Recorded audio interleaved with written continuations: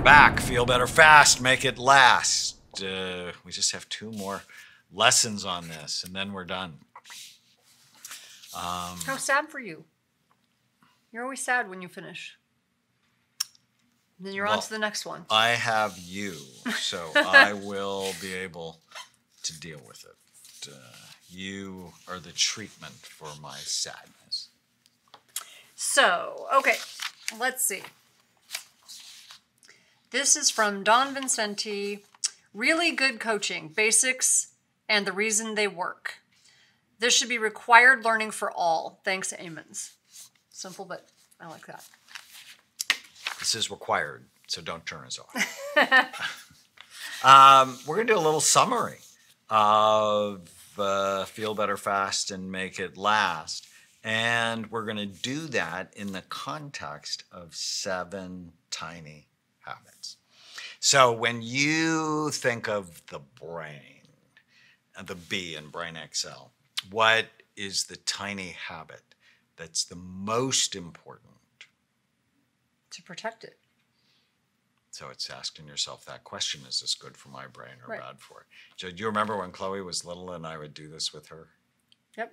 That was so much fun for me. That question is probably the most Because she was yeah, we intense and verbal. Well, and as you like to say, we have effectively instilled an anxiety disorder in that child. So To do the right thing. Yes. Right? Because people who have low levels of anxiety die the earliest from accidents and preventable illnesses. And so they're not forward thinking. That's what your prefrontal cortex does. So that front third part of your brain, largest in humans and any other animal by far, 30% of the human brain, 7% of Aslan's brain, Right. our white shepherd, 3% of Miso's brain, Right. our cat. and we say that, you know, sort of flippantly, but I mean it's kind of a joke, but the reality is, you know, teenagers don't sometimes have enough anxiety. And so with her, it's not like when we joke about the anxiety disorder, but she's anxious about the right things. She's anxious about getting good grades. She's anxious about getting in cars with certain people. She's anxious about, you know, hurting herself. She's anxious about doing things that will harm her. You know, drinking, smoking pot, like all of those things. She knows. What She's happened always when thinking you took her to the consequences. Poison concert? Oh my God, it was so funny. So I took her to a concert, and this was like an 80s rock band, right? And so I thought we would just have this like mother-daughter thing because it's like my music. And the first thing she did, she was horrified. She looked around at all the moms like going crazy, and she's like, "Is this what you do when you're not with me?" I'm like, "No, I don't." Weren't they twerking? Yes. She goes, "If I ever see you twerking, I will kill you myself." I almost died. I go, "I don't twerk. I promise you, I do not twerk." And then all of a sudden, I'd like to see that. shut up. Okay. Erase, cut, edit. No, just kidding. Anyways, so the guy next to us, all of a sudden he like lights up a joint and starts smoking pot. And she had never been to a concert where anyone smoked pot. So she'd always been to these like concerts where it was just like kids mostly. And so this was her first like kind of hardcore like rock concert.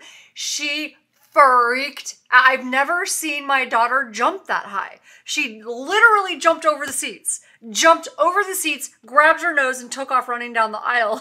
And she goes, "I'm calling Daniel. I'm calling Daniel." And I go, "Why are you calling Daniel?" She goes, "Because I'm going to tell him if my brain scan turns out bad, it's not my fault.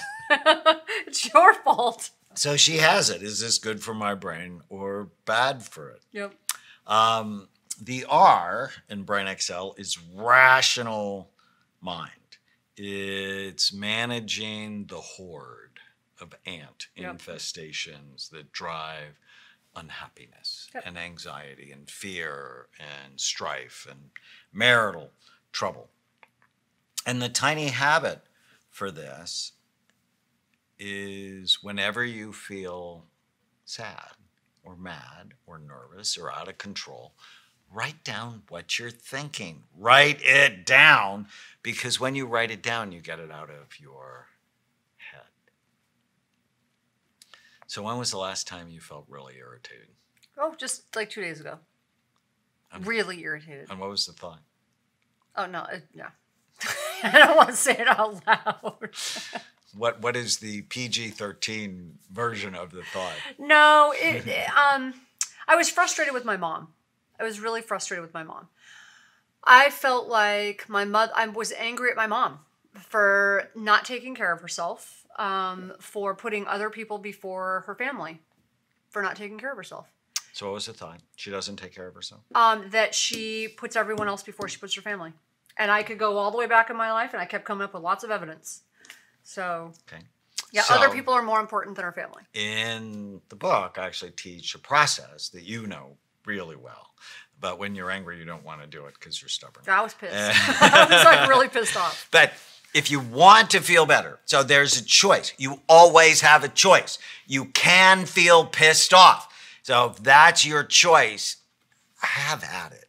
Right. Enjoy it. And I had lots of evidence. She makes herself sick. Or you can question it. Right.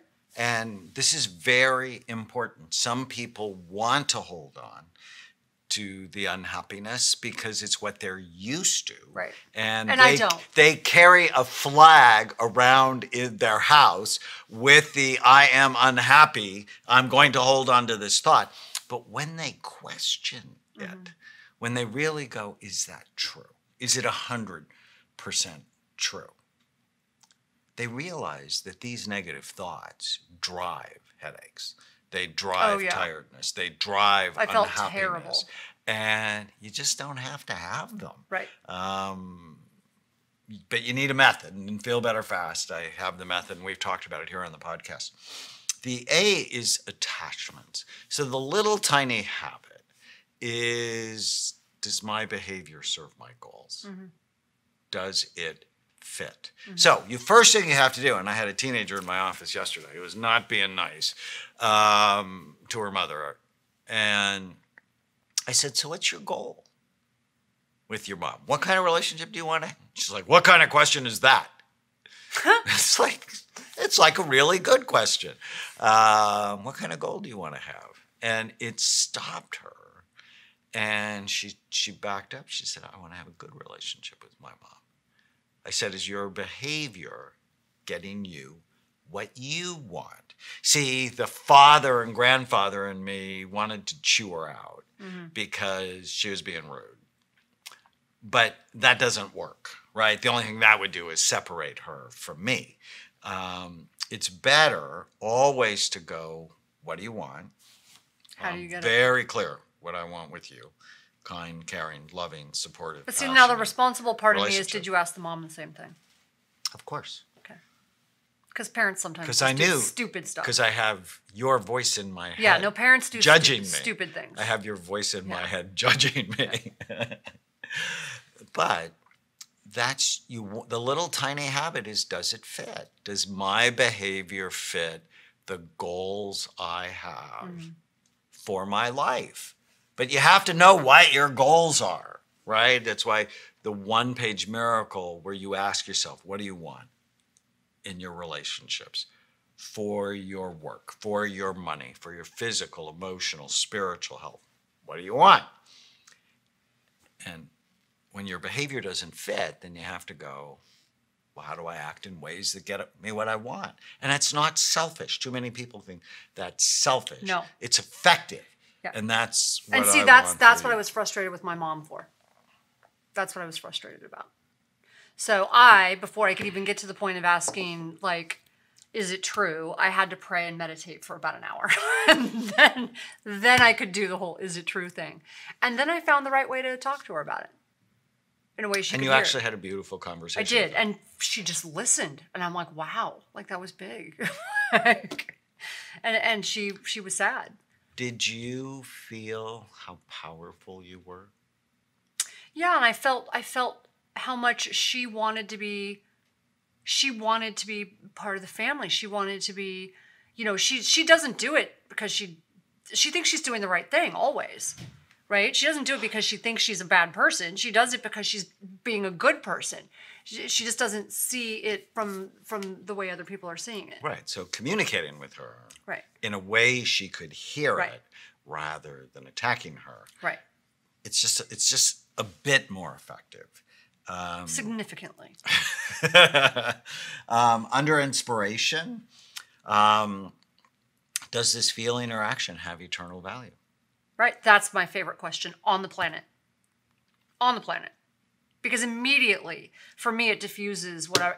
If I get to break my computer, crash a car, it doesn't matter. As long as the people in my life are not hurt, I'm able to immediately diffuse the anger that I feel, for the most part.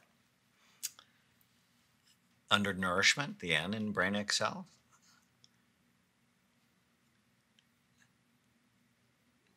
Do I love food that loves me back? Mm-hmm. What's your relationship like with food? Absolutely. And I would add to nourishment. I mean, we've already been talking about it because all of this is nourishment for your brain. But what thoughts are you putting in your head too? Like, how are you nourishing your soul and your body and everything? So that happens more than just with medications or supplements or food. It happens with the toxic people. Air. The people. Like when I had that splitting headache driving back in the farming community, and I just wonder how it's people a cause live. of mental illness. How do people live in those communities safely? There's a higher incidence of emotional learning behavior problems. So sad. The X factor, what we learned from imaging, the question is, if I looked at my brain, would it be healthy or not? And if not, well, what am I going to do about it? And Feel Better Fast, we give you the whole Bright Minds approach to do that. And my favorite part about the new book is the last chapter, which is actually fairly short. It's about love. Does my behavior show that I love myself and others? Because doing the right thing is never about you should do the right thing. It's about you do the right thing because you love your life, you love your wife, you love your mission, you love your purpose. And quite frankly, I love you. And I want to extend this. It's so interesting to me that the Bible, repeatedly talks about the most important commandment being love. And most religions talk about love. Most religions, it's love God with your heart, mind, and soul. But love is more important than anything. And love your neighbor and we're not as good yourself. at that naturally. We have to work at it. Because if you're not loving your neighbor, you're really not loving yourself. We're not naturally good at this. So we need to work at it. It's just, and I think that's why it's a commandment, right? If you said it, I believe it. Stay with us. Use the code podcast10 to get a 10% discount on a full evaluation at amenclinics.com or on our supplements at brainmdhealth.com. Thank you for listening to the Brain Warriors Way podcast. Go to iTunes and leave a review, and you'll automatically be entered into a drawing to get a free signed copy of the Brain Warriors Way and the Brain Warriors Way cookbook we give away every month.